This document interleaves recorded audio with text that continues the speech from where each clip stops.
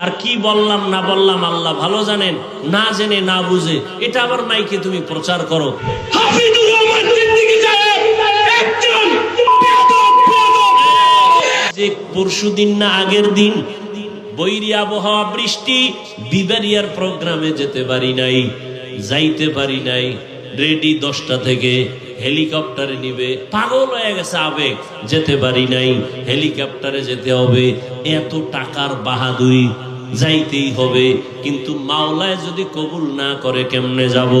সবাই দেখতেছে, এরপরও মানুষ যেতে পারি নাই। বললাম একটা আলাদা প্রোগ্রাম গাড়িতে গিয়ে চেষ্টা করব দেওয়ার, না উল্টা পাল্টা। আমি মাদ্রাসায় ব্যস্ত, বিভিন্ন কাজ, বর্তমান বছরের শুরু, ছাত্রদের নিয়ে ঝামেলা। একটা ছাত্র উল্টা পাল্টা করছে, নিয়ে ঝগড়া করতেছি, ফট করে মোবাইল সামনে এনে দিচ্ছে। কোথায় মোবাইল, কার সাথে কথা বলবো, চিনি না কার সাথে। আমি আছি এক ব্যস্ততায়, মেজাজ গরম।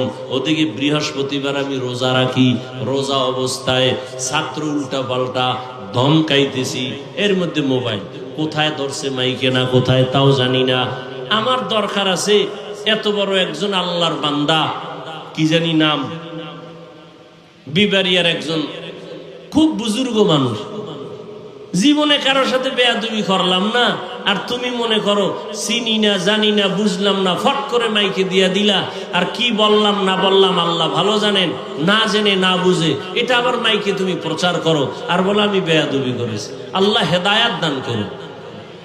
আরো জোরে বলে। আর মিডিয়াওয়ালারাও পাইছে, মানে মাঝে মাঝে এত কষ্ট লাগে। তাহলে আমরা বেদাতীদেরকে গালি দেই কেন? আহলে বাতিলদেরকে গালি দেই কেন? জামাত ইসলামীর লোকদের বিরুদ্ধে অনেক কথা বলা হয় কেন? কই তারা তো তাদের আপনজন নিয়ে মাঠে ময়দানে কাদা ছড়াছড়ি করে না। আমাদের কওমের মধ্যে এই দুর্বলতা কেন? আমার মনে পড়ছে চট্টগ্রামের খতিবে আজম সিদ্দিক আহমদ রহমতুল্লাহ আলাইহির কথা।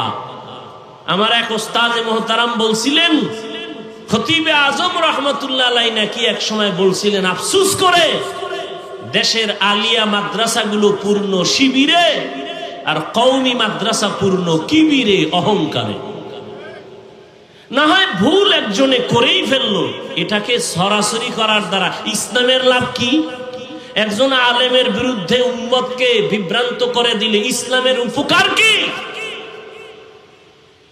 কেন এগুলো আমাদের মাঝে বুঝেও না, পাইছে আর দিয়ে দিস। খুশি কি? ওই রাতের ঘুম তার আরামে হবে একজনকে বেইজ্জতি করতে পারলে।